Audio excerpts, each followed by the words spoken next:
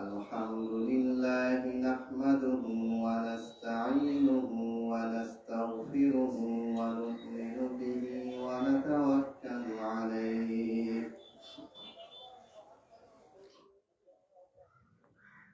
ونعوذ بالله من شرور أنفسنا ومن سيئات أعمالنا من يهده الله فلا مضل له ومن يضلل فلا هادي له وأشهد أن لا إله إلا الله وحده لا شريك له وأشهد أن محمدا عبده ورسوله أما بعد فإن خير الحديث كتاب الله وخير الهدي هدي محمد صلى الله عليه وسلم وشر الأمور محدثاتها وكل محدثة بدعة وكل بدعة ضلالة وكل ضلالة في النار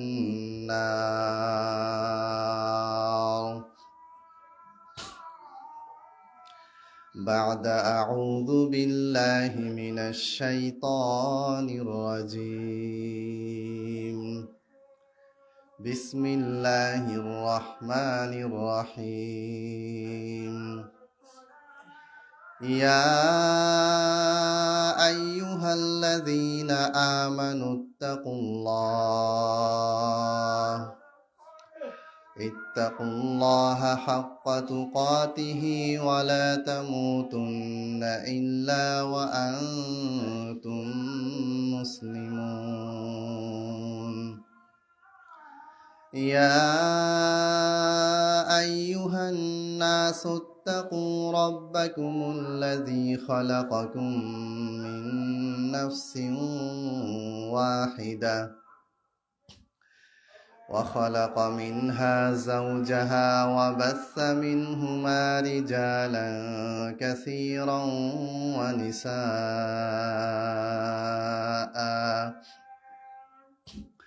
واتقوا الله الذي تساءلون به والأرحام إن الله كان عليكم رقيبا يا أيها الذين آمنوا اتقوا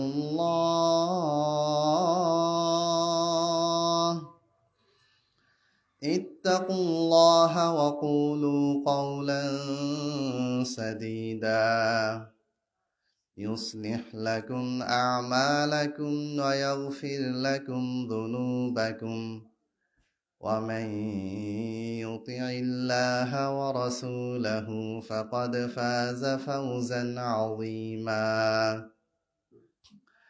وقال الله تعالى في سورة آل عمران: لا يتخذ المؤمنون الكافرين أولياء من دون المؤمنين ومن يفعل ذلك فليس من الله في شيء إلا أن تتقوا منهم تقاه. وقال الله تعالى في سورة المائدة: يا أيها الذين آمنوا لا تتخذوا اليهود والنصارى أولياء بعضهم أولياء بعض ومن يتولهم منكم فإنه منهم إن الله لا يهدي القوم الظالمين. সমস্ত প্রশংসা মহান আল্লাহ রব্বুল আলামিনের জন্য। লাখো কোটি দরুদ ও সালাম বর্ষিত হোক সর্বশেষ নবী, সর্বশেষ রাসূল, সর্বশ্রেষ্ঠ মানব, সর্বশ্রেষ্ঠ মাখলুক, সর্বশ্রেষ্ঠ হেদায়েতের পথ প্রদর্শনকারী, সর্বশ্রেষ্ঠ মুক্তির কাণ্ডারী, সর্বশ্রেষ্ঠ মাখলুক বিশ্বনবী মুহাম্মদ সাল্লাল্লাহু আলাইহি ওয়াসাল্লামের উপর অসংখ্য অগণিত দরুদ ও সালাম বর্ষিত হোক। সাল্লাল্লাহু আলাইহি ওয়াসাল্লাম। আল্লাহুম্মা সাল্লি আলাইহি, আল্লাহুম্মা বারিক আলাইহি।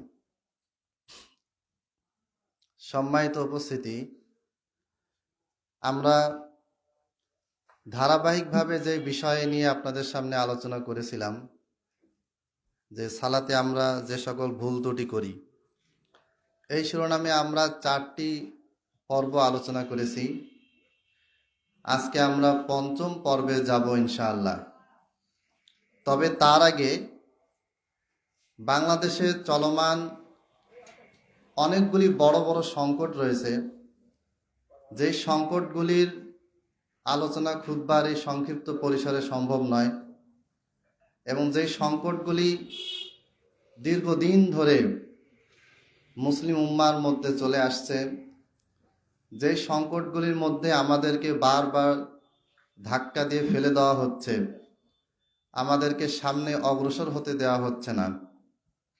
আমরা যে শান্তিপূর্ণভাবে আমাদের ইসলাম আল্লাহর পক্ষ থেকে আসা একমাত্র মনোনীত ধর্ম, ইসলামকে যে আমরা একটু শান্তিপূর্ণভাবে পালন করব, নিজেদের মধ্যে ইসলামকে আমরা লালন করব, নিজেদের মধ্যে আমরা ইসলামী আকীদা গ্রহণ করে তার উপরে জীবন পরিচালনা করব, এটা অন্যান্য ধর্ম বা অন্যান্য রাজনৈতিক অনেক ইসলাম বিদ্বেষী দুশ্মন আছে, যাদের কাছে এটা পছন্দনীয় নয় এবং তাদের কাছে এটা গ্রহণযোগ্য নয়।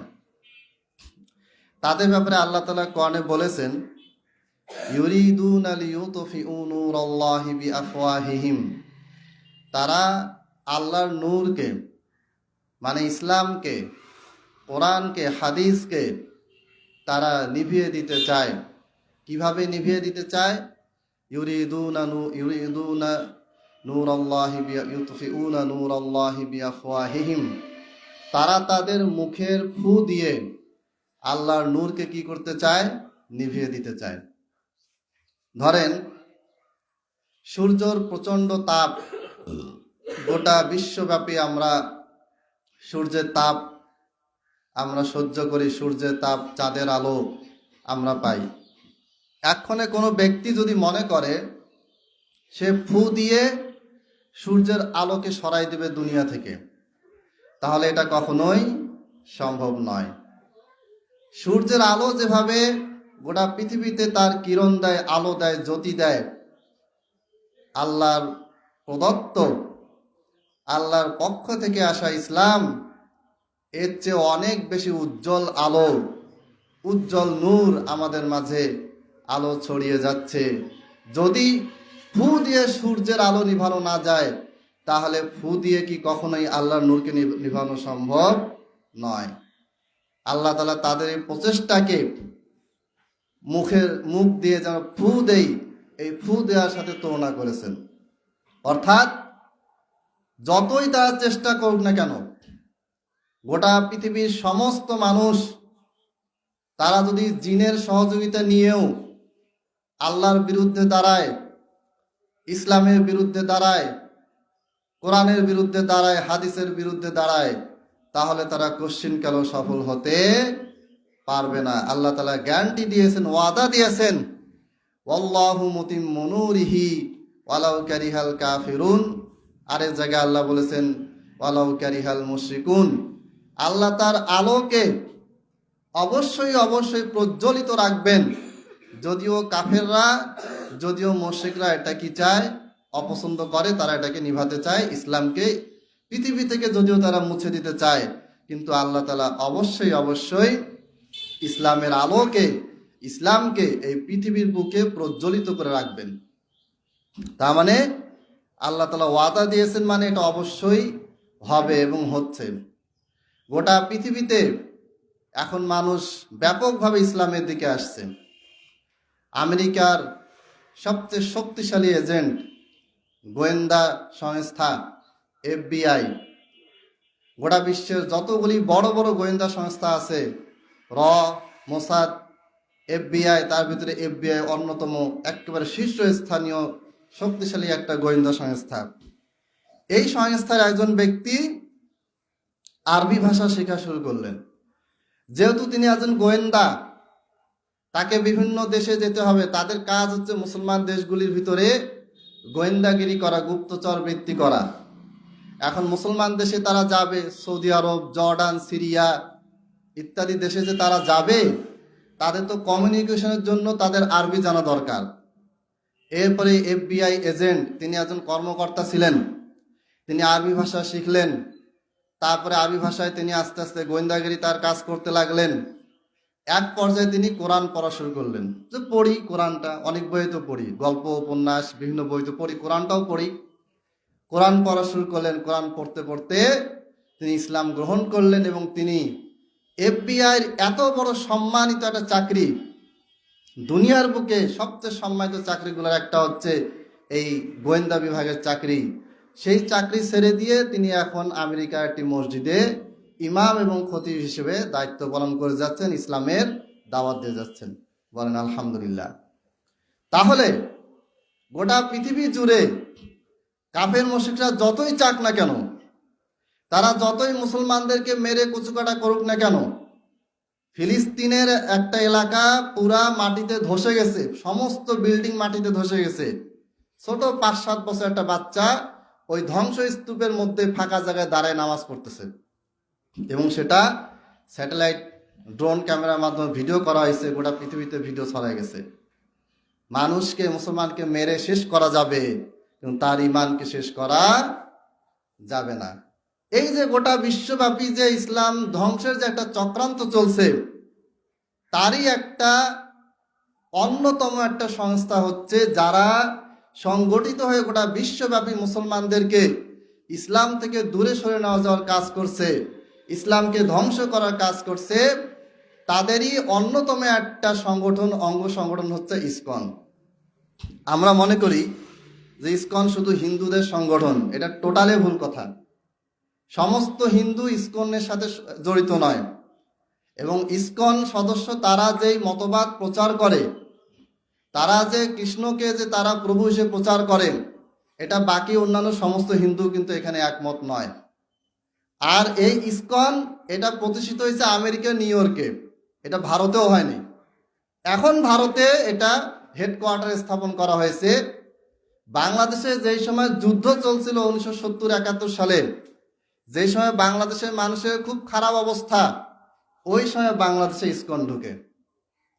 চিন্তা করেন, একটা দেশ যেখানে মানুষের বাঁচার কোনো উপায় নেই, দিনরাত 24 ঘন্টা মারামারি হচ্ছে, গৃহযুদ্ধ হচ্ছে, সেনাবাহিনীর সাথে সাধারণ জনগণের লড়াই হচ্ছে, দেশ স্বাধীন হওয়ার স্লোগান চলতেছে, নানা রকম সমস্যা, স্কুল কলেজ হাট বাজার সবকিছু বন্ধ, মানুষের যেখানে স্বাভাবিক জীবনযাত্রা অস্বাভাবিক হয়ে গেছে, মানুষের বেঁচে থাকাটাই যেখানে একটা কষ্টকর বিষয় হয়ে দাঁড়িয়েছে, ওই সময় ইসকন কি করলো, সুযোগ বুঝে বাংলাদেশে ঢুকে গেল। এরপরে আস্তে আস্তে তাদের কর্মকাণ্ড চলতে লাগল। তারা কত অপকর্ম করেছে এগুলি সবগুলি হিস্ট্রি ফিরিস্তি আজকে বলা সম্ভব না, কারণ এটা অনেক লম্বা সময়। আমি দুই একটা উদাহরণ দেব। আস্তে আস্তে তারা এ পর্যন্ত এসেছে। এবং রিসেন্টলি আপনারা দেখতে পেয়েছেন চট্টগ্রামের একজন অ্যাডভোকেটকে তারা নৃশংসভাবে হত্যা করেছে। আল্লাহ তাকে শহীদ হিসেবে কবুল করুন, আমিন। কেন তাকে টার্গেট করেছে? কারণ সেই আইনজীবী মুসলিম হিন্দুদেরকে বিশেষভাবে বিনা পয়সায় তিনি সাহায্য করতেন। সেখানকার অ্যাডভোকেট মাহফুজুল আলম, বেশ কয়েকজন অ্যাডভোকেট আমার ফ্রেন্ড লিস্টে আছে, আমি তাদের সাথে কথা বলেছি। তারা বলেছেন যে হ্যাঁ, এই কথা সত্য, তিনি মুসলিম হিন্দু থেকে হোক খ্রিস্টান হোক মুসলিমদেরকে তিনি বিশেষভাবে সহযোগিতা করতেন। যার কারণে এই সাইফুল আলম সাহেব ইনি অল্প টাইমের ভিতরে এই ইসকনের টার্গেটে পরিণত হয়। অথচ উনি কোনো রাজনৈতিক কোনো দল করে নাই। উনি যে ছাত্রলীগের বিরুদ্ধে বা ইসকনের বিরুদ্ধে বা কোনো ভারতের বিরুদ্ধে যে তিনি লং মার্চ করেছেন, কোনো মিছিল করেছেন, কোনো আন্দোলন করেছেন, কিচ্ছু না। আমরা তাকে চিনিও না, জানিও না, কোনো রাজনৈতিক দলও তাকে চেনে না। এমনকি যেই এলাকায় উনি থাকেন সেই এলাকারও অনেক মানুষ তাকে চেনে না। কিন্তু শুধুমাত্র ইসলামের জন্য কাজ করার কারণে তাকে কি করা হলো, নৃশংসভাবে হত্যা করা হলো এবং তাকে জবাই করে মারা হলো। কারণ কি? কারণ এই একটাই, মুসলমানদের জন্য তিনি বিশেষভাবে কাজ করেছেন। এবং গোটা বাংলাদেশে এইরকম একজন ব্যক্তির জানাজা এর আগে কখনো হয়নি, যাকে কেউ চিনে না, জানে না। মাত্র একদিনের ব্যবধানে সারা বাংলাদেশে তার যে পরিমাণ লোক তার জানাজা পড়েছে, এর কোনো রেকর্ড বাংলাদেশে আমার জানা মতে নাই। কোটি কোটি মানুষ তার জানাজা পড়ছে। তো যাই হোক, এখন ইসকনের কাজ কি? ইসকনের কাজ হচ্ছে ধর্মর লেবাস দেখিয়ে তারা বলে যে আমরা আমাদের ভগবান যে আমাদেরকে বাণী শুনিয়েছে, সত্য বাণী, এইটা হচ্ছে প্রচার করার উদ্দেশ্য। কিন্তু এটা তাদের উদ্দেশ্য নয়। রংপুরে আসে এই চিন্ময় দাস, যাকে গ্রেপ্তার করা হয়েছে, তার আসল নাম কিন্তু চিন্ময় দাস নয়। রংপুরে আসে বক্তব্য দিছে, বিভিন্ন জায়গায় বক্তব্য দিয়ে বেড়াইছে যে বাংলাদেশের মানুষ ভারতের বিরুদ্ধে কথা বলতেছে, ভারতের বিরুদ্ধে ষড়যন্ত্র করতেছে। প্রথম কথা হচ্ছে, ভারতের মিডিয়ারা 24টা ঘন্টায় বাংলাদেশের বিরুদ্ধে কথা বলে, বলতে পারে, তাদের মন চাইছে বলছে। তো তারা যখন আমাদের বিরুদ্ধে 24টা ঘন্টায় বলতেছে, তখন তুই এই বাংলাদেশের নাগরিক, তুই এই বাংলাদেশে থাকিস, এই বাংলাদেশে খাইস, এই বাংলাদেশের সরকারকে তুই ট্যাক্স দিয়ে থাকিস, এই বাংলাদেশের সরকারের সুবিধা তুই নেস, এই বাংলাদেশের জনগণের সুবিধা নিয়ে তুই বেঁচে আসিস, তুই তাহলে ভারতের দালালি কেন করিস? তোর কারণটা কি? কারণটা হচ্ছে তারা ভারতের যেই সরকার ইসলাম বিদ্বেষী, সেই সরকারের এজেন্ট হিসেবে তারা বাংলাদেশে কাজ করতেছে। যতদিন শেখ হাসিনা ছিল, বাংলাদেশ ছিল তাদের স্বর্গরাজ্য। বাংলাদেশে তারা ইচ্ছা মতো তাদের শক্তি ক্ষমতা ভিতরে ভিতরে অনেক দূর নিয়ে গেছে। আপনারা যে জানেন, বুয়েটের মেধাবী ছাত্র আবরার ফাহাদকে হত্যা করা হয়েছিল। আবরার ফাহাদ কি লিখছিল? ভারত যে বাংলাদেশের সম্পদ লুটপাট করে নিয়ে যাচ্ছে, জাস্ট এই কথাটায় 2-3টা লাইনে পোস্ট দিয়েছিল, সাথে সাথে তাকে হত্যার পরিকল্পনা করা হয়। আর এই হত্যার পরিকল্পনা যে করেছিল তার নাম ছিল অমিত সাহা। এই অমিত সাহা কে ছিল? সে কোনো সাধারণ হিন্দু ছিল না। বুয়েটে অনেক সাধারণ হিন্দু পড়াশোনা করে, আমাদের আশেপাশে অনেক সাধারণ হিন্দু আছে, তারা এই সম্পর্কে কিছুই জানে না। কিন্তু অমিত সাহা সে কিভাবে প্ল্যান করলো? কারণ উপর লেভেল থেকে তাকে আদেশ করা হয়েছে। সে কি করলো? এই আবরার ফাহাদ ভারতের বিরুদ্ধে স্ট্যাটাস দেওয়ার কারণে আবরার ফাহাদকে হত্যার পরিকল্পনা করলো। এক রাতেই ছাত্রলীগের অন্যান্য খুনি ছেলে মেয়েগুলোকে নিয়ে এক রাতেই তাকে একেবারে আধামরা করে মেরেই ফেললো। এগুলো ঘটনা আমরা সবাই জানি। পরবর্তীতে বাংলাদেশের গোয়েন্দা বাহিনী, পুলিশ, ডিবি পুলিশ সবাই মিলে যখন তদন্ত করলো, তদন্ত করে যখন অমিত সাহার নাম পেল, তারা অমিত সাহা সহ যে কয়জন খুনের সাথে যুক্ত ছিল তাদের হোয়াটসঅ্যাপ, ফেসবুক, তাদের যে মিটিং হয়েছে, তারা যে যেখানে যেখানে আলোচনা করছে, সবগুলি লোকেশন, সবগুলি চ্যাট, মেসেজ, সব কিছু তারা বের করলো। বের করে দেখে যে সব কিছুর মূলে কে আছে? এই অমিত সাহা। এরপরে অমিত সাহার নামটা চার্জশিট মানে অভিযোগপত্রে আসামি হিসেবে তার নাম দেওয়া হলো।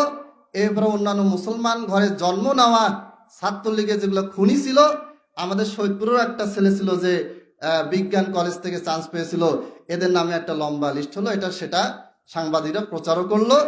ওই অনুযায়ী আদালতে কার্যক্রমও শুরু হলো। সবই ঠিক আছে। এর কিছুদিন পরে সেই চার্জশিট থেকে অমিত শাহর নামটা বাদ পড়ে গেল। কে বাদ দিল? বাংলাদেশের যেখানে সর্বোচ্চ, ঢাকা সুপ্রিম কোর্ট, হাইকোর্ট, সর্বোচ্চ পর্যায়ে আদালত যখন এটা নিয়ে কাজ শুরু করলো, তখন তাদেরকে কে চাপ দিল যে অমিত শাহর নামটা বাদ দিতে? নিশ্চয়ই এটা আন্তর্জাতিক চক্র, ভারতের চক্র বা যারা ইসলাম বিদ্বেষী তাদের সম্মিলিত শক্তি তাদেরকে বাধ্য করেছে নামটা বাদ দিতে। এরপরে অমিত শাহের নামটা বাদ পড়ে গেল। এরকম অনেক ঘটনা আছে। 70 সালের পর থেকে যতদিন তারা বাংলাদেশে এসেছে, তখন থেকে এ পর্যন্ত যতগুলি বড় বড় ব্যক্তিকে হত্যাকাণ্ড ঘটানো হয়েছে, জামাত ইসলামের যে 5 জন নেতাকে ফাঁসি দেওয়া হয়েছে, আমি ব্যক্তিগতভাবে জামাত ইসলামের সাথে আমি জড়িত না, তাদের কর্মকাণ্ড সব কিছু আমি সাপোর্টও করি না। গণতন্ত্রের মাধ্যমে ক্ষমতায় যাওয়া এটা আমি সাপোর্ট করি না। কিন্তু এটা 100% সত্য, জামাত ইসলামের যে 5 জন নেতাকে ফাঁসি দেওয়া হয়েছিল সেটা অন্যায়ভাবে দেওয়া হয়েছে। এবং তাদেরকে ফাঁসি দেওয়ার মূল পরিকল্পনায় যারা ছিল, তাদের ভিতরে ইসকনও জড়িত ছিল। দলিল প্রমাণ দেওয়ার আজকে সময় নেই, এগুলি দলিল প্রমাণ আলহামদুলিল্লাহ এখন গবেষণা হচ্ছে, বেরো হয়েছে সবকিছু। আচ্ছা, অমিত শাহর নাম বাদ পড়ে গেল। সাংবাদিকরা প্রচার করলো, সব সাংবাদিক না, সাংবাদিকদেরও এগুলো বলা নিষেধ। সব সাংবাদিক তো ওই সরকার যেটা বলতেছে, ভারত সরকারকে যেটা বলতেছে, সরকার সেটা করতেছিল, বিগত সরকার। আর সাংবাদিকরাও ওই তাদের কথা মতো সবকিছু প্রচার করে যাচ্ছিল। তারা বললো যে না, অমিত শাহ নাকি এই ঘটনায় কিছুই জানে না। অমিত শাহ কি করেছিল? সে নাকি ওই দিন ছিলই না, সে তার কোন বোনের বাসায় গেছিল, সে বাইরে ছিল, সে একটা অন্যায় ছেলে, তাকে ফাঁসানো হয়েছে। কারণ বাংলাদেশে হিন্দুদের উপর অত্যাচার হয়, এই অমিত শাহকে সংখ্যালঘু নির্যাতনের নাম দিয়ে তাকে আসামি হিসেবে নামটা দেওয়া হয়েছে। এগুলো প্রথমে প্রচার করলো। পরবর্তীতে যখন বুয়েটে, তো আর গাধারা পড়াশোনা করে না, বুয়েটে পড়াশোনা করে বাংলাদেশের সর্বোচ্চ পর্যায়ে মেধাবী ছেলেমেয়েরা বুয়েটে পড়ে, তারা যখন প্রমাণ দিয়ে যখন একবার মাঠে নামলো, বুয়েটে ক্লাস বর্জন করলো, বুয়েটে তারা অনির্দিষ্টকালের জন্য ক্লাস বর্জন করলো। আবরার ফাহাদের যতগুলি খুনি আছে সবাইকে ধরতে হবে, অমিত শাহকেও ধরতে হবে, অমিত শাহকেও ফাঁসি দিতে হবে, তা না হলে আমরা বুয়েট বন্ধ করে দিব, আমরা বুয়েটে আর কোনো ক্লাস করব না। এইভাবে করে যখন তারা আন্দোলন শুরু করলো, অনলাইনে যখন বাংলাদেশের মানুষ একজোট হয়ে বুয়েটের ছাত্রদেরকে সাপোর্ট দিল, তখন তারা পরবর্তীতে আবার কি করলো? অমিত শাহকে গ্রেফতার করতে বাধ্য হলো। অমিত শাহকে গ্রেফতার করা হলো। এরপরে ইসকন বিবৃতি দিল, অফিসিয়ালি বিবৃতি না, মানে ইসকনের কিছু কিছু সদস্য বিবৃতি দিল যে অনেকে বলতেছে যে অমিত শাহ নাকি আমাদের ইসকনের সদস্য, কিন্তু আমরা তাকে চিনি না। মানে এটা একটা রাজনৈতিক খেলা। অমিত শাহ যখন প্রমাণিত হয়েই গেল, যখন বুয়েটের ছাত্ররা একাধিক ছবি ভিডিও দিয়ে অমিত শাহকে দেখালো, তার হাতে লাল সুতা বাঁধা, যেটা ইসকনের একটা তাদের এটা একটা কি বলে, আমরা যখন টুপি পরি, পাঞ্জাবি পরি, দাড়ি রাখি, আমাদের একটা প্রতীক, এই লাল যে সুতা পরে এটা হচ্ছে ইসকনের একটা প্রতীক। এবং এইগুলা প্রমাণ যখন বুয়েটের স্টুডেন্টরা একটা পর একটা দেখাতে লাগলো, যখন তারা বাধ্য হয়ে গেল, তখন তারা বলল, ইসকনের পক্ষ থেকে বলা হলো যে অমিত শাহ আমাদের কোনো সদস্য ছিল না, সে নর্মাল হিন্দু ছিল, সে ছাত্রলীগ করতো, ছাত্রলীগের সাথে মানে ছাত্রলীগের সাথে উঠা বসা করতে করতে তার ভিতরে এরকম মারামারি সন্ত্রাসী কর্মকাণ্ড তার ভিতরে ঢুকে গেছে। দোষ দিল ছাত্রলীগের উপর। ছাত্রলীগ বা আমাদের মুসলমান যারা ঘরে জন্ম, এরা এটা বুঝে না যে আমাদেরকে দিয়ে রাজনৈতিক খেল খেলানো হচ্ছে। 1971 সালে যুদ্ধ লাগানো হয়েছে, গোটা পৃথিবী জানে, এমনকি ভারত গোটা পৃথিবীতে বলেছে যে পাকিস্তানের সাথে আমাদের লড়াই হচ্ছে। মরল কে? বাংলাদেশের মানুষ। বাংলাদেশে হিন্দু মরছে, বাংলাদেশে মুসলমান মরছে, বিহারি মরছে, বাঙালি মরছে, বাংলাদেশের মানুষে মারা গেছে। আর ভারত কি প্রচার করলো যে এটা হচ্ছে পাকিস্তানের সাথে আমাদের লড়াই। আপনি ইন্ডিয়ান পাকিস্তান ওয়ার 1971 লেগে সার্চ দেন, দেখবেন যে ভারত পাকিস্তানের যুদ্ধ হিসেবেই অনেক শিরোনাম আসতেছে। কারণ কি? কারণ হচ্ছে এটা হচ্ছে শেখ আব্দুল রাজ্জাক ইউসুফ একটা কথা বলে, টাকা দেয় ইহুদি, পরিকল্পনা করে খ্রিস্টান, আর মাঠে কাজ করে কে? মুসলমান, ওদের হয়ে। কথাটা একটা তাৎপর্য আছে, ব্যাখ্যা আছে, এই হলো ব্যাখ্যা। যাই হোক, ইসকনের এই কর্মকাণ্ড তাদের যেটা, সেটা অনেক কথাবার্তা, এগুলি বলতে গেলে অনেক সময় যাবে। পরবর্তীতে অমিত শাহকে গ্রেপ্তার করা হয়েছে এবং এখন সে তার ফাঁসির আদেশ দিছে, ফাঁসি হবে আর কি, বা নাও হতে পারে, আল্লাহ ভালো জানে। তো যতদিন শেখ হাসিনা ছিল ততদিন এদের মাথায় কি ছিল? ছায়া ছিল। শেখ হাসিনা আউট হয়ে গেছে, মাথাতে ছায়া ছড়ে গেছে, এখন তাদের মাথা হয়ে গেছে গরম, কারণ উল্টাপাল্টা কাজ করতেছে। এতদিন এই কাজগুলা, খুনের কাজগুলো তারা গোপনে করছে, এখন গোপনে না, এখন মাথা গরম হয়েছেন, প্রকাশ্যে কষে করছে। আপনি দেখেন, চট্টগ্রামের মতন একটা জায়গা, ঢাকার পরে দ্বিতীয় বাণিজ্যিক এলাকা হচ্ছে চট্টগ্রাম। গোটা বাংলাদেশের সবচেয়ে বড় বড় কোম্পানি, সিমেন্টের বড় বড় কোম্পানি, বিএসআরএম, কেএসআরএম, অনেকগুলো বড় বড় কোম্পানি, এগুলো সব চট্টগ্রামে অবস্থিত। চট্টগ্রামটাকে তারা প্রথমে টার্গেট করেছে। কারণ কি জানেন? কারণ চট্টগ্রামে পোর্ট বন্দর দিয়ে বিদেশের বড় বড় বিমানগুলো যাতায়াত করে। আপনি বাংলাদেশে সবজি আমদানি করবেন চট্টগ্রাম দিয়ে, তেল আমদানি করবেন চট্টগ্রাম দিয়ে, এখান থেকে কিছু পাঠাবেন চট্টগ্রাম দিয়ে। ওই জায়গাটা যদি দখল হয় তাহলে কি হবে? গোটা বাংলাদেশকে ক্যাপচার করার সুযোগ হবে, সহজ হবে। রিসেন্টলি আবার ইসকন সদস্য তারা আবার বলতেছে, অফিসিয়ালি তারা বিবৃতি দিছে যে চিন্ময় দাসকে তো আমরা তো অনেক আগেই বহিষ্কার করছি, সে তো ইসকনের সদস্য না। যখন বহিষ্কার করছে তখন তারা বলে নাই। যখন এই চিন্ময় দাস গোটা বাংলাদেশ ঘুরে বাংলাদেশের মুসলমানদের বিরুদ্ধে, বাংলাদেশের বিরুদ্ধে সে বক্তব্য দিচ্ছে, তখনও ইসকন সদস্যরা অফিসিয়াল কোনো বিবৃতি দেয়নি, বলে নাই যে চিন্ময় দাস সে আমাদের সংগঠন থেকে বহিষ্কৃত হয়েছে, সে কি করে করুক, তার দায়ভার আমাদের নাই, তখন ওটা বলে নাই। যখন তার বিরুদ্ধে নানা রকম প্রমাণ সহকারে রাষ্ট্রদ্রোহিতার অভিযোগ নিয়ে এসে তাকে ধরা হলো, যখন ইসকনরা দেখলো যে না, এ আর পারলো না, একে আমরা বাদ দিয়ে দেই, তখন কি হলো? এখন তারা ঘোষণা দিয়ে দিছে যে চিন্ময় দাস আমাদের সংগঠনের সদস্য ছিল আগে, কিন্তু আমরা তাকে বহিষ্কার করেছি, সে নানা রকম অভিযোগ তার বিরুদ্ধে ছিল, আমরা তাকে বহিষ্কার করেছি। সম্মানিত উপস্থিতি, এগুলো আলোচনা নর্মালি আমি রাজনৈতিক বক্তব্যগুলো খুতবায় করতে চাই না। আমি শুধু একটা কথা বলতে চাই, আমাদের এই মসজিদ থেকে আমরা আমাদের প্রধান উপদেষ্টা ডক্টর ইউনূস সাহেবের কাছে আমার আবেদন জানাই, যেটা আমি অলরেডি ফেসবুকে, ইউটিউবে, লিখিতভাবে আমি বিভিন্ন গ্রুপে যা পারছি আমি বলছি। সেটা হচ্ছে, ইসকন ভালো না মন্দ এই হিসাব পরে, এইরকম একটা সন্ত্রাসী সংগঠন, এইরকম একটা ঘটনা ঘটার পরে বাংলাদেশে তাদেরকে অবিলম্বে কি করতে হবে? নিষিদ্ধ ঘোষণা করতে হবে। ইসকন নামটাও যেন বাংলাদেশে আর না থাকে। আরো অনেকে আছে হিন্দু ধর্ম প্রচার করতে পারে, অনেক হিন্দু ধর্ম আছে তারা প্রচার করতেছে, ঋষি মনীষী আছে, পার্সোনালি তারা প্রচার করতেছে, সমস্যা নাই তো, আমরা তো বাধা দেয়নি। আমাদের সৈয়দপুরে হিন্দু পাড়া নামে একটা হিন্দু এলাকায় আছে, কোনো সমস্যা নেই, তারা সেখানে হিন্দু পূজা করতেছে, তারা অনুষ্ঠান করতেছে, আমাদের এগুলো নিয়ে তো কোনো সমস্যা নেই। আমাদের সমস্যা হচ্ছে সংখ্যালঘুর নাম দিয়ে সংখ্যালঘুর উপরে নির্যাতন হচ্ছে, এই হচ্ছে সেই হচ্ছে, গোটা বিশ্বের মুসলমানদের সামনে, গোটা বিশ্ববাসীর সামনে বাংলাদেশকে একটা সন্ত্রাসী সংগঠন বা দেশ হিসেবে যে ইসকন সদস্য বারবার পরিচিত করাচ্ছে, এদেরকে এই সমস্ত কর্মকাণ্ডের কারণে, ইসলামের বিরুদ্ধে অবস্থান নেওয়ার কারণে, এবং বাংলাদেশের সাধারণ মুসলমান, সাধারণ জনগণ, সাধারণ যারা অমুসলমান যারাই আছি, তাদের বিরুদ্ধে, বাংলাদেশের স্বার্থের বিরুদ্ধে ষড়যন্ত্র করার কারণে এদেরকে আজীবনের জন্য বাংলাদেশ থেকে অবশ্যই নিষিদ্ধ ঘোষণা করা হোক। 1 নাম্বার।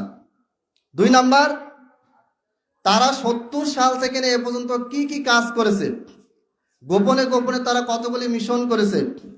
ঠাকুরগাঁয় গড়েয়া এলাকাতে তাদের বিশাল বড় ইসকন মন্দির করেছে। গোটা বাংলাদেশে তারা ইসকন মন্দিরের ভিতরে কি রেখেছে, বেশ কিছু ছবিতে দেখলাম, বিভিন্ন ইসকন মন্দিরে অস্ত্র পাওয়া গিয়েছে। এই জিনিসগুলি কেন, তারা কি উদ্দেশ্যে অস্ত্র জমা করেছে, বা অস্ত্র জমা না করলেও তারা সেখানে কি কাজ করতেছে, তাদের প্ল্যান কি, উদ্দেশ্য কি, তারা কি শিখায়, সব কিছুর তদন্ত হতে হবে এবং তাদেরকে বিচারের আওতায় আনতে হবে। মানে নিষিদ্ধ হয়ে গেল ছেড়ে দিলাম তা না, নিষিদ্ধ হবে এবং তারা কি কি 70 সাল থেকে নিয়ে 24 সাল পর্যন্ত তারা কি কি অপকর্ম করেছে, তাদের ভিতরে কি কি কর্মকাণ্ড, চিন্তা ভাবনা, প্ল্যান রয়েছে, এগুলি সব কিছু তদন্ত হতে হবে। এটা প্রকাশ্যে বিশ্ব মিডিয়ার সামনে তাদের শাস্তি হতে হবে। 3 নাম্বার, তারা যে বাংলাদেশে এতদিন ছিল, এই বাংলাদেশে তাদেরকে যারা সহযোগিতা করেছে, যারা ইসলামের বিরুদ্ধে গিয়ে, মুসলমানের বিরুদ্ধে গিয়ে, বাংলাদেশের বিরুদ্ধে গিয়ে যারা তাদেরকে সহযোগিতা করেছে, সে ছাত্রলীগ হোক আর অন্য কেউ হোক বা আমি হই না কেন, কেউ যদি তাদেরকে সহযোগিতা করে থাকে তাহলে তাদেরকেও শাস্তির আওতায় আনতে হবে। 4 নাম্বার, তারা যে এতদিন ধরে বাংলাদেশে ছিল তাদের সরকারি বৈধ রেজিস্ট্রেশন, নিবন্ধন আছে কিনা এটা দেখতে হবে। তারা নিবন্ধন ছাড়াই, রেজিস্ট্রেশন ছাড়াই তারা যে বলে যে আমরা একটা ধর্মীয় সংগঠন ধর্মীয় হোক, রাজনৈতিক হোক, স্কুল, কলেজ, মাদ্রাসা, ভার্সিটি যাই হোক না কেন, সব কিছু একটা সরকারি ট্রেড লাইসেন্স, নিবন্ধন থাকে। এটা তাদের আছে কিনা যতদূর জানি এটা তাদের নাই। তারা এই ধরনের নিবন্ধন ছাড়াই কিভাবে 70 সাল থেকে নিয়ে 71 সাল থেকে নিয়ে এই 24 সাল পর্যন্ত বিশাল সময় তারা তাদের বাংলাদেশে তাদের যে গোপন ষড়যন্ত্র তারা যেটা চালিয়ে গিয়েছে, এটারও তদন্ত হতে হবে। সর্বশেষ, তাদের ব্যাপারে বিশ্ব মিডিয়ার সামনে সরকারিভাবে বিবৃতি দিতে হবে। তাদের সব কিছু তদন্ত হওয়ার পরে তাদেরকে কেন নিষিদ্ধ করা হলো বা করা দরকার, তাদের উদ্দেশ্য কি, চিন্তা ভাবনা কি, এগুলি সব স্পষ্টভাবে বিবৃতি দিয়ে গোটা বিশ্ববাসীর সামনে তারা যে একটা নিষিদ্ধ সন্ত্রাসী জঙ্গি সংগঠন, এই সংগঠন সেটা স্পষ্টভাবে বলে দিতে হবে। অলরেডি গোটা বিশ্বে তারা অনেকগুলি ব্রাঞ্চ খুলেছে, কিন্তু বিভিন্ন দেশে তারা বলেছে যে আমরা শুধুমাত্র ধর্ম প্রচারের জন্য এসেছি, আমরা কৃষ্ণের সত্যের বাণী, মানবতার বাণী প্রচারের জন্য এসেছি। এরপরে বিভিন্ন দেশ তাদেরকে অনুমতি দিয়েছে। কিন্তু রিসেন্টলি যখন তারা ভিতরে ভিতরে সন্ত্রাসী কাজকর্ম করে যাচ্ছে, এটা জানার পরে প্রায় 10 থেকে 12টা দেশ তাদেরকে নিষিদ্ধ ঘোষণা করেছে। আমি চাই, আমরা চাই, আমাদের দাবি, আমাদের অনুরোধ, আমাদের চাওয়া যে বাংলাদেশ সরকারও তাদেরকে নিষিদ্ধ সংগঠন, জঙ্গি সংগঠন হিসেবে নিষিদ্ধ ঘোষণা করবে এবং এটা অতি দ্রুত করতে হবে। যদি না করে, আমি ইসলামের কথা বাদ দিলাম, যদি না করে তাহলে এরাই বাংলাদেশকে আবার ষড়যন্ত্র করে, যেইভাবে পূর্ব তিমুরকে খ্রিস্টান দেশ বানানো হয়েছে, যেইভাবে ভারত সিকিমকে দখল করেছে, কি করেছে যে মুসলমান হিন্দু অথবা দুইটা আলাদা ধর্মের ভিতরে লড়াই লাগিয়ে দেওয়া হয়েছে। লড়াই করতেছেন আপনি, আমি লড়াই করতেছি, করতে করতে করতে আপনি আমি লড়াই করতে করতে কি হয়ে গেল, আস্তে আস্তে আমরা দুর্বল হয়ে গেলাম। এই সুযোগে বাইরের থেকে আসল যাদের প্ল্যান ছিল তারা ঢুকলো, তারা জায়গাটা দখল করে নিল। এইভাবে হয়ে আসছে। ভারতের হায়দ্রাবাদ সেম কাহিনী, কাশ্মীর সেম কাহিনী। তাহলে বাংলাদেশ যেন ওই পর্যায়ে না যায়। বাংলাদেশের মানুষ আলহামদুলিল্লাহ, তাদের ভিতরে যতই ঝগড়া হোক, যতই যা হোক, রাজনৈতিকভাবে যতই যা হোক না কেন, তারা কিন্তু একটা ইস্যুতে এক হয়েছিল, এখনো আছে। সেটা হচ্ছে যে ইসলামের বিরুদ্ধে যেই ভারত সরকার সরাসরি দাঁড়িয়েছে তাদের সাথে কোনরূপ সম্পর্ক রাখা, তাদেরকে সাপোর্ট করা, রাজনৈতিকভাবে তাদের সাথে উঠা বসা করা, সব কিছুকে এদেশের মানুষ ঘৃণা করে। হ্যাঁ, কিছু মানুষ পছন্দ করে, ওদেরকে তো 15-16 বছর তৈরি করা হয়েছে। যাদেরকে 15-16 বছরে তৈরি করা হয়েছে, ব্রেন ওয়াশ করা হয়েছে, ট্রেনিং দেওয়া হয়েছে, এদেরকে তো চট করে আপনি তাদের বিরুদ্ধে নিয়ে যেতে পারবেন না। কিন্তু আমরা যারা সাধারণ মানুষ আছি, আমরা সবাই এই এক জায়গায় আলহামদুলিল্লাহ এক হয়ে আছি।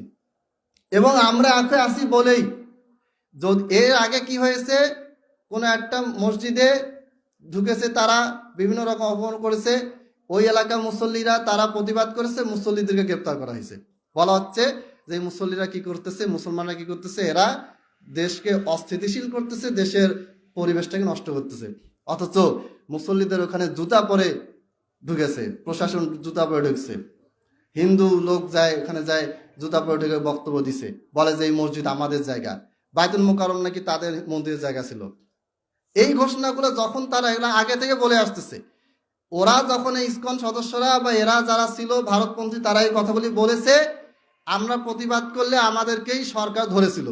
কিন্তু এখন দৃশ্য পাল্টে গেছে। এখন জনগণ প্রতিবাদ করতেছে, প্রতিবাদ করার আগেই, মানে জনগণ, গোটা বাংলাদেশের জনগণ নামেই নাই, তার আগেই আমাদের সরকার এই সন্ত্রাসী চিন্ময় দাসকে গ্রেপ্তার করেছে। এবং আপনি দেখেন, থানা থেকে, আদালত থেকে তার জামিন বাতিল করা হয়েছে। এখন আদালতকেও তারা মানতেছে না, পুরো আদালত তারা ঘিরে ফেলেছে। এরপরে তো অ্যাডভোকেটকে হত্যা করলো। পুলিশের গাড়ি যাচ্ছে, চিন্ময় দাসকে নিয়ে যাচ্ছে, সব এই ইসকনের সদস্যরা পুলিশের গাড়ি আটকে ফেলেছে, ধরে ফেলেছে। তাহলে তাদের শক্তি কোথায়? তারা এত দুর্বল নয়। এই শক্তির বিরুদ্ধে লড়াই করা শুধুমাত্র সরকারের একার কাজ না। আমরা বলবো যে সরকার বসে বসে ঘুমাচ্ছে। আর বাংলাদেশে এক শ্রেণীত জনগণ আছে, এরা আশা করছিল যে শেখ হাসিনা চলে যাবে, দেশ তো জাহান্নাম হয়ে গেছে, ডক্টর ইউনূস আসবে, আসার 1 মাসের ভিতরে, 1 সপ্তাহের ভিতরে গোটা বাংলাদেশ জান্নাত হয়ে যাবে, কোনো খুন খারাপি হবে না, কোনো কিছু হবে না, একেবারে শান্তি আর শান্তি। ওই জান্নাতে আছে না, ইল্লা কিলান সালামা সালামা, শুধু শান্তি আর শান্তি থাকবে, ওই শান্তি চলে আসবে বাংলাদেশে। এখানে সরকার চাইলেই সবকিছু রাতারাতি চেঞ্জ করতে পারবে না। গোটা বাংলাদেশে যত আপনার প্রশাসন আছে, যত আমলা কেন্দ্রে যত কাজ কারবার আছে, সবখানে যে পরিমাণ দুর্নীতি আর দুর্নীতিবাজ অফিসার ঢুকে গেছে, এই সবাইকে খুঁজে বের করা, এদেরকে বাদ দেওয়া, এদেরকে বাদ দেওয়ার জন্য একটা প্রক্রিয়া থাকতে হবে, কি কারণে বাদ দেওয়া হচ্ছে, এরপর সেখানে আরেকজনকে নিয়োগ দেওয়ার একটা প্রক্রিয়া আছে, যে লোকটাকে নিয়োগ দিলেন তার আগে থেকে অভিজ্ঞতা আছে কিনা, এত কিছু বিচার বিবেচনা করে গোটা বাংলাদেশের পুরো প্রশাসনিক ভবনকে পরিবর্তন করা, এরপর গোটা বাংলাদেশে আস্তে আস্তে শান্তি নিয়ে আসা, এটা এত সহজ কাজ নাকি? মানে আসলো আর সাথে সাথে রাতারাতি হয়ে গেল। আপনি আপনার নিজের বাড়িতে শান্তি আনতে পারেন না, আপনার এলাকায় আপনারা সবাই একজোট হয়ে শান্তি আনতে পারেন না, আমাদের ভিতরে অশান্তিগুলো আমরা দূর করতে পারি না। আর একটা সরকার আসলো 15 বছর 20 বছর, সেই 70 সাল থেকে হয়ে আসা যেইভাবে করে বাংলাদেশে খাওয়া শুরু হয়েছে, গোটা পৃথিবীতে বিভিন্ন জায়গায় যেভাবে বাংলাদেশের অর্থ পাচার হয়েছে, বাংলাদেশের রাজনীতিকে ধ্বংস করা হয়েছে, বাংলাদেশের জনগণের সম্পদকে ধ্বংস করা হয়েছে, এটা ওই ইউনূস সরকার আসবে আর ওই জাদু মন্ত্র দিয়ে আলাদিনের বাতি ঘষবে আর দৈত্য আসবে, আসে সাথে সাথে ঠিক করে দিবে। এইটা মনে করে এক ধরনের জনগণ, এক শ্রেণীর জনগণ, এরা বোকা স্বর্গে বসবাস করতেছে। এদের ধৈর্য নাই। উচিত ছিল সহযোগিতা করা, সবাইকে সর্বাত্মকভাবে সহযোগিতা করতে হবে। তারপরে আলোচনা শেষের দিকে আমি যে পর্বে যাব, সঙ্গে কথা বলবো, সরকারের বিরুদ্ধে অভিযোগ করতে করতে মুখ দিয়ে ফেনা তুলে ফেলতেছে। বলতেছি কি যে কই ইউনূস সরকার আসলো, তেলের দাম কমলো না, আলুর দাম কমে নাই, সবজির দাম কমে নাই, তো এইসব আসে কি লাভ হলো? প্রথম কথা হচ্ছে, হাদিসে স্পষ্টভাবে বলা আছে যে পণ্য দ্রব্যের দাম পরিপূর্ণভাবে মানুষ কখনোই নিয়ন্ত্রণ করতে পারবে না। কমাতে পারবে, কিন্তু পরিপূর্ণভাবে এটা দমন করতে পারবে না। কিছু সিন্ডিকেট আছে, কিছু অসাধু ব্যবসায়ী আছে, ওদেরকে ধরতে পারবে, দামটা কমাতে পারবে, কিন্তু পণ্য দ্রব্যের দাম পরিপূর্ণভাবে কোনো ব্যক্তি, কোনো সরকার এককভাবে এটা নিয়ন্ত্রণ করতে পারবে না।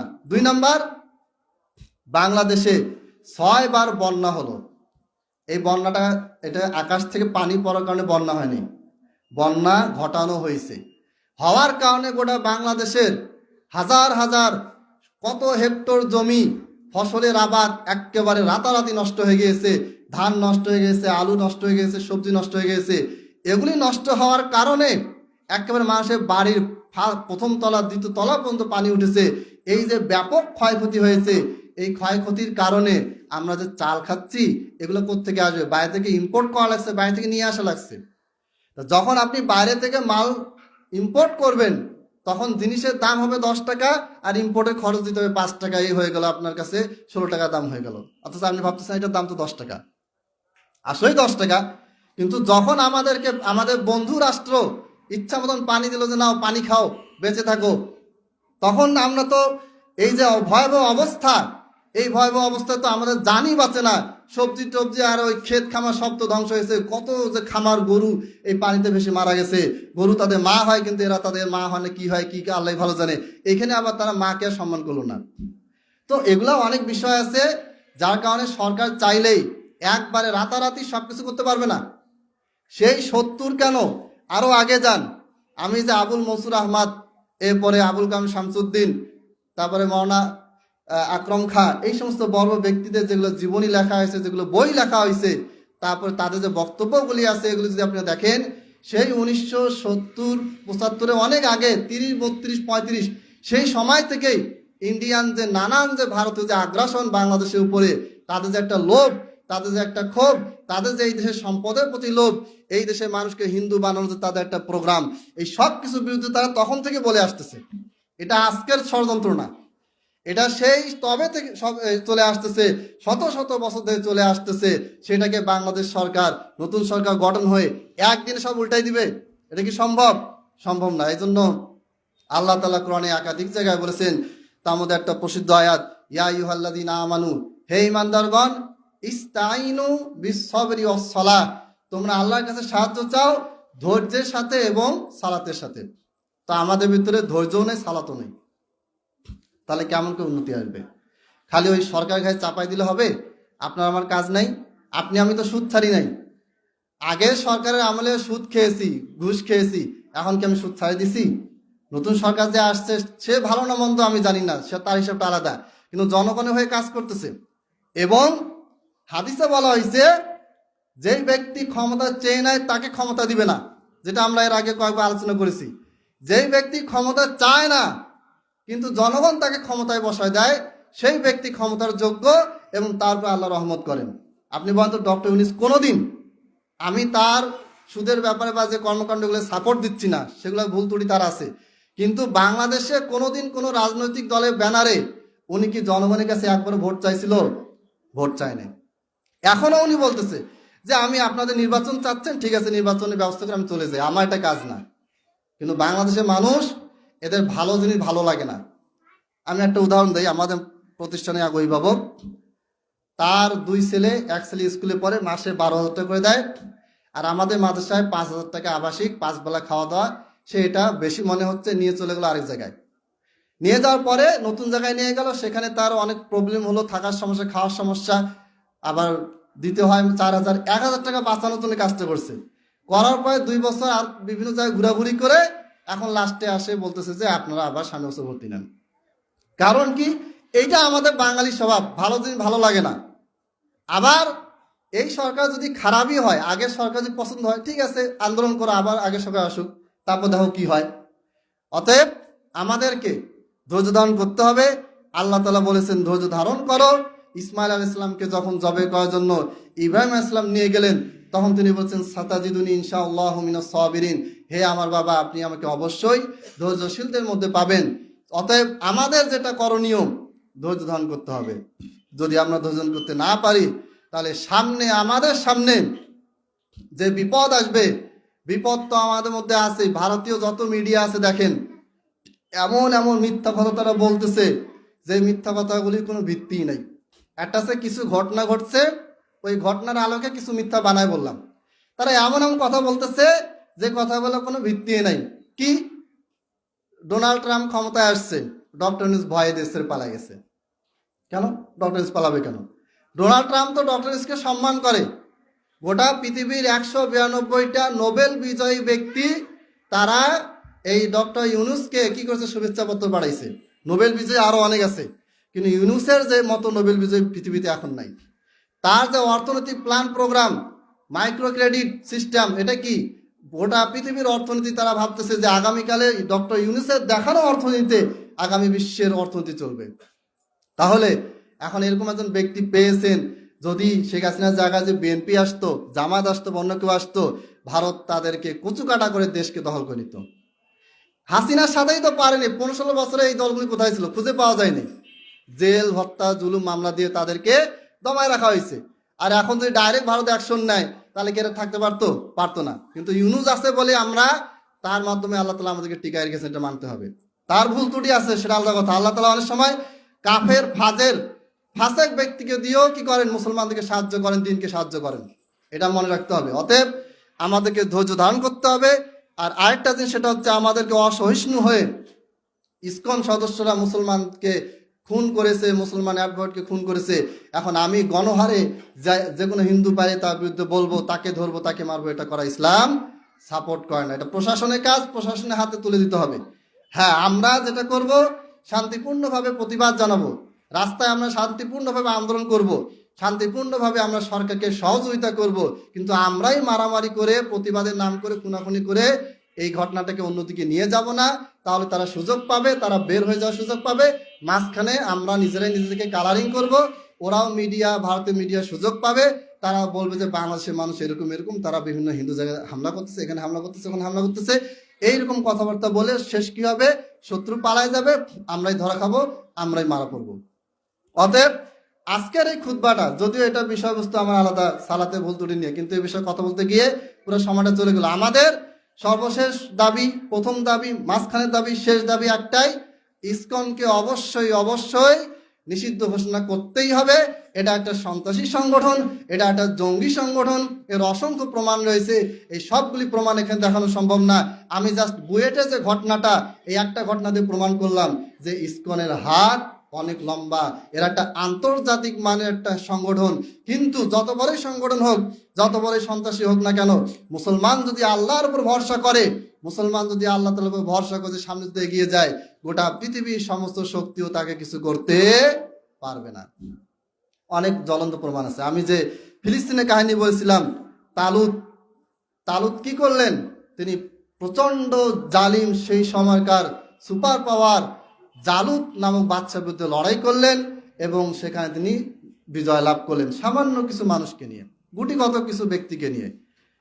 বদরের যুদ্ধে আল্লাহ নবী সাল্লাল্লাহু আলাইহি ওয়াসাল্লাম 313 জনকে দিয়ে তৎকালীন যে মক্কার সবচেয়ে বড়, শুধু মক্কা না, ওই সময় মক্কা আশেপাশে যত ছিল ইসলামের বর্ব দুশ্মন ছিল, তারা সেই বদযুদ্ধে অংশগ্রহণ করেছিল। তাদের সবাইকে 313 জন সাহাবীকে নিয়ে আল্লাহ নবী সাল্লাল্লাহু আলাইহি ওয়াসাল্লাম কি করলেন? সে যুদ্ধে জয়লাভ করলেন। একেবারে রাজনৈতিক মোড়, রাজনৈতিক ঘটনার একেবারে ইতিহাসই পাল্টে গেল। কারণ কি? কারণ আল্লাহ তাআলার প্রতি ভরসা ছিল। যতদিন আপনার আমার ভিতরে আল্লাহর উপর ভরসা থাকবে, ততদিন আপনি আমি সামনে আগাতে পারবো। যতদিন আমরা আল্লাহ তাআলার প্রতি ভরসা রাখতে পারবো না, ততদিন আপনি আমি কি হবে? অন্যের প্রতি ভরসা করব, অন্যরা আমাদেরকে বাস দিবে, অন্যরা আমাদের 12টা বাজাবে। আল্লাহ তাআলা কোরআনে একাধিক জায়গায় বলেছেন, হাসবুনাল্লাহু ওয়া নি'মাল ওয়াকিল। হাসবুনা, আমাদের জন্য যথেষ্ট কে? আল্লাহ। আল্লাহ আল্লাহই বারবার বলতেছেন। আমাদের তো আল্লাহর কথাই তো ভরসা রাখা উচিত। আল্লাহই কোরআনে বলছেন, হাদিসে তো আছে, হাসবুনাল্লাহু ওয়া নি'মাল ওয়াকিল, নি'মাল মাওলা ওয়া নি'মান নাসির। হাসবুনাল্লাহ, আল্লাহই হচ্ছেন আমাদের সবচেয়ে যথেষ্ট, সবচেয়ে গ্রহণযোগ্য, সবচেয়ে কাছের যা কিছু আছে, এক কথায় সবকিছুই আল্লাহ আমাদের জন্য। হাসবুনাল্লাহু ওয়া নি'মাল ওয়াকিল, আর সবচেয়ে বড় উকিল, উকিল মানে লয়ার, যাকে ধরে আমরা মামলায় জিতি, এই আল্লাহ হচ্ছেন সবচেয়ে বড় উকিল। নি'মাল মাওলা, সবচেয়ে উত্তম অভিভাবক, সবচেয়ে উত্তম পরিচালক, সবচেয়ে উত্তম গার্জিয়ানকে? আল্লাহ। নি'মাল মাওলা ওয়া নি'মান নাসির, আর সবচেয়ে বেশি, সবচেয়ে স্থায়ীভাবে একেবারে আমাদের জন্য সব সময় সাহায্যের জন্য যিনি পাশে আছেন, তিনি কে? আল্লাহ। আল্লাহ বলেছেন, লা ইয়াত্তাখিযুল মুমিনুনাল কাফিরিনা আউলিয়া, কোন মুমিন যেন কাফেরদেরকে বন্ধু হিসেবে গ্রহণ না করে। আমাদের তো ভাই মুসলমান দুশ্মনী হলো, ওদের সাথে আমাদের বন্ধুত্ব। গোটা পৃথিবীতে সৌদি আরব, ইসলামের মধ্যপ্রাচ্যের দেশগুলোতে লেখাপড়ার মান অনেক উন্নত, কিন্তু আমাদেরকে ওইদিকে যেতে ভালো লাগে না। আমাদের কোথায় ভালো লাগে? আমেরিকা ভালো লাগে, ব্রিটেন ভালো লাগে। কারণ কি? ওদের প্রতি আমাদের ভালোবাসা টান। অথচ ওদের চেয়ে ধনী দেশ হচ্ছে মধ্যপ্রাচ্যের দেশগুলা।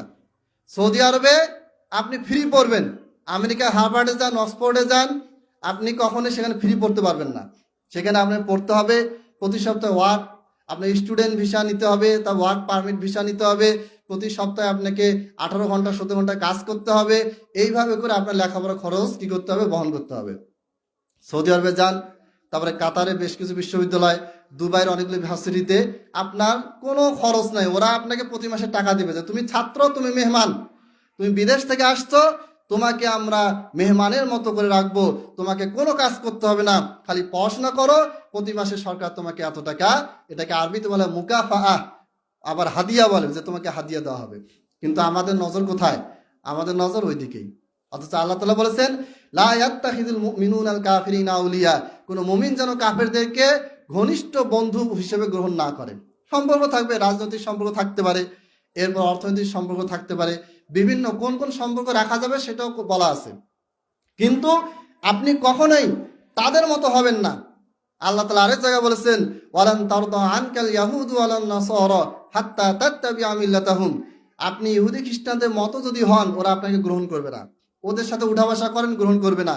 যতদিন না আপনি তাদের ধর্ম গ্রহণ না করবেন, ততদিন পর্যন্ত তারা আপনার প্রতি সন্তুষ্ট হবে না। আপনি জানেন বাংলাদেশে হিন্দুদের মন্দির পাহারা দেওয়া হচ্ছে, ওরা সন্তুষ্ট হয়েছে?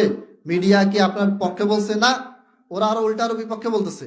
কারণ যখন আপনি হিন্দু হয়ে যাবেন, যখন আপনি খ্রিস্টান হয়ে যাবেন, যখন আপনি ইহুদি হয়ে যাবেন, তখনই ওরা আপনার প্রতি খুশি হবে। এর বাইরে মুসলমান থেকে আধা মুসলিম আধা হিন্দু হবেন, ওরা আপনার প্রতি সাপোর্ট করবে না, আপনার প্রতি সন্তুষ্ট হবে না। আর যে আল্লাহ তাআলা বলেছেন, ইয়া আইয়ুহাল্লাযিনা আমানু লা তাত্তাখিযুল ইয়াহুদা ওয়ান নাসারা আউলিয়া বা'দুহুম আউলিয়া বা'দ। তোমরা ইহুদি খ্রিস্টানদেরকে কখনোই বন্ধুরূপে গ্রহণ করবে না। বন্ধু মানে ক্লোজ সম্পর্ক। বন্ধু মানে আমার ঘরে বন্ধু আসলে বললাম যে তুই থাক, আমি একটু বাইরে থেকে আসতেছি, বাইরে গেলেন, ঘর বাড়ি সব তার হাতে দিলেন, কিন্তু সে কোনো ক্ষতি করলো না, এবং তারপর আপনার সেই ভরসাটা আছে, এটা হচ্ছে বন্ধু। কিন্তু নর্মাল যে সম্পর্ক, এটা রাখা যাবে, এটা আল্লাহ নিষেধ করেন না, এটা আপনার প্রয়োজনে রাখতে পারেন, কিন্তু তার উপর ভরসা করে সব কিছু ছেড়ে দেওয়া যাবে না। বাউদহুম আউলিয়া উ বাউদ। ইহুদি খ্রিস্টানরা যদিও তারা পরস্পরের ভিতরে লড়াই চলে, ওল্ড টেস্টামেন্টে দেখবেন, নিউ টেস্টামেন্ট মানে ইনজিলে, তারা গসপেলের মধ্যে যা কিছু আছে, মুসা আলাইহিস সালামের অনুসারীরা ইহুদিরা ঈসা আলাইহিস সালামের অনুসারী খ্রিস্টানদের বিরুদ্ধে যা তা বলে গেছে, তাদেরকে শুকুরের বাচ্চা বলছে, অনেক গালিগালাজ করছে, এগুলো বলা সম্ভব না। কিন্তু ওদের ধর্মে এক ধর্ম আরেক ধর্মকে কাফের মুশরিক বেঈমান যাই বলুক না কেন, মুসলমানদেরকে মারার ক্ষেত্রে তারা সবসময় এক হয়ে কাজ করেছে। আল্লাহ তাআলা এটাই বলেছেন, বাউদহুম আউলিয়া উ বাউদ। তারা পরস্পরের বন্ধু, ক্লোজ ফ্রেন্ড। এই জায়গায় তারা এক।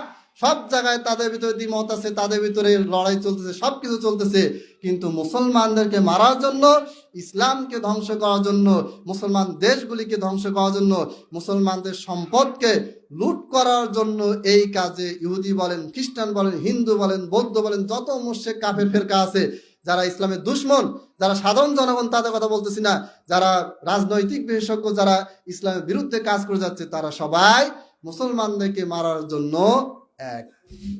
এটা আমরা দেখতে পাচ্ছি। ইসরায়েল বোমা হামলা করে হচ্ছে ফিলিস্তিনে, ভারত তাকে স্বাগত জানায়। কেন? এক, মুসলমানদেরকে মারতেছে। ইসরায়েল কিন্তু ভারতকে পাত্তা দেয় না, ওদের ঠেকা পড়ে নাই।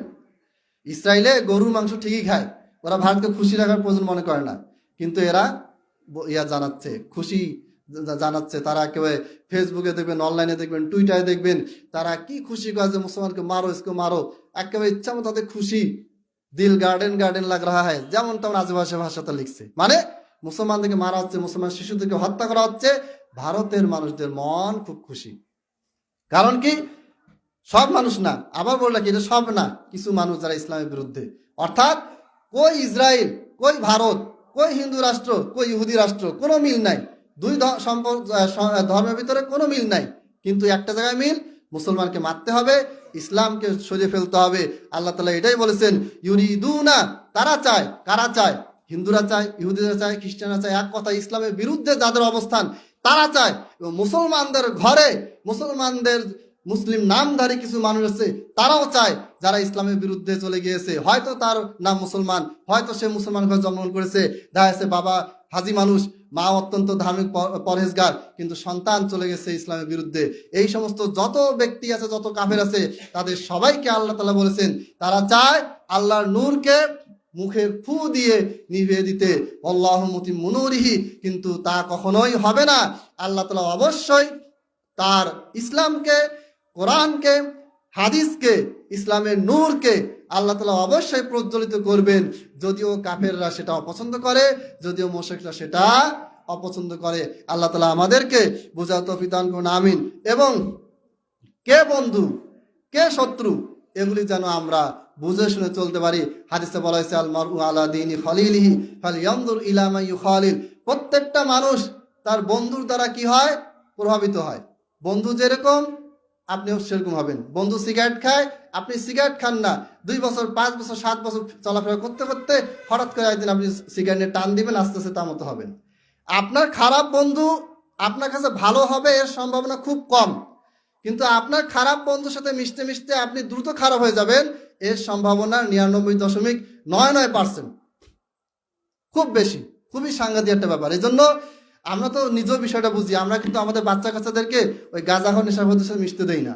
কারণ কি, সে গাঁজাখর হয়ে যাবে। কিন্তু আমরা এটা মনে করি না যে গাঁজাখর ছেলেটা আমার ছেলের সাথে মিশে ভালো হয়ে যাবে, কারণ এটা হয় না, এটা আমরা জানি। কিন্তু আমরা নিজেরাই আমরা কাকে সাপোর্ট করতেছি, আমি ফেসবুকে কার পক্ষে বলতেছি, আমি অনলাইনে কার পক্ষে বলতেছি, আমার চিন্তা ভাবনায় কোন দল কোন গোষ্ঠী কাদের পক্ষে আমার মনটা টানে, এটা আপনাকে আমাকে ভাবতে হবে।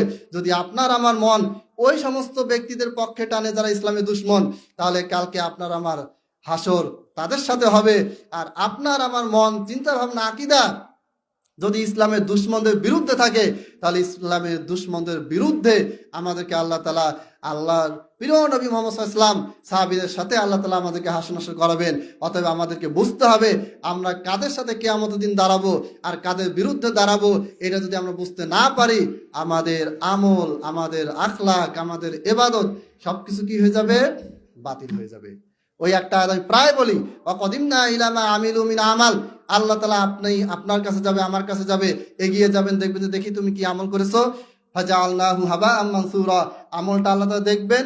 আর আমল দেখবেন, এমন না যে আমল নাই, আমল করছেন, সেই আমলের তালিকাটা দেখার পরে এটাকে আল্লাহ ধুলা যেভাবে আমরা উড়িয়ে দেই, আমরা যেভাবে ধুলা বাতাসে উড়তে থাকে, সেইভাবে আপনার আমার আমলগুলিকে ধুলা উড়িয়ে দেওয়া হবে। কারণ কি? কারণ আপনি নামাজ পড়েছেন কিন্তু আপনি ইসকনের সদস্য বসে আছেন, আপনি রোজা রেখেছেন কিন্তু আপনি একটা কুফরি সংগঠন যার কর্মকাণ্ড সম্পর্কে আপনি জানেন না, তার সাথে আপনি যুক্ত হয়ে আছেন। আপনি সবকিছু করতেছেন কিন্তু আপনি এলজিবিটি কিউর পক্ষে প্রচারণা চালাচ্ছেন, যে ছেলে চাইলে মেয়ে হতে পারে, মেয়ে চাইলে ছেলে হতে পারে, এটাতে কোনো সমস্যা নেই। বাংলাদেশে অনেক মুসলমান দেখবেন আইনজীবী, তারা এলজিবিটি কিউর পক্ষে বলতেছে সমস্যা কি, এটা তো স্বাধীনতা। সে নিজেও নামাজের পক্ষে বলছে, কয় যে আমি ইসলামের পক্ষে আছি, আমি নামাজের পক্ষে, আমি নিজেও নামাজ পড়ি, কোরআন পড়ি, আমার বাবা ধার্মিক, আমার মা ধার্মিক, কিন্তু এলজিবিটি কিউ এই সমকামিতা এটা ইসলাম নিষেধ করে না, তাই আমি এটা করি না। ওর ওইখানে গিয়ে ওর নামাজ সব ধ্বংস হয়ে গেছে, কারণ সে একটা কুফরি মতবাদে ঢুকে গেছে। আল্লাহ তাআলা আমাদের বুঝার তৌফিক দান করুন। ওয়া আখিরু দাওয়ানা আলহামদুলিল্লাহি রাব্বিল আলামিন। সালাতের উপরে আমরা যে ভুল ভ্রান্তিগুলি করি, এই সম্পর্কে ইনশাআল্লাহ আমরা আগামী পর্ব থেকে পঞ্চম পর্ব আমরা আলোচনা শুরু করব।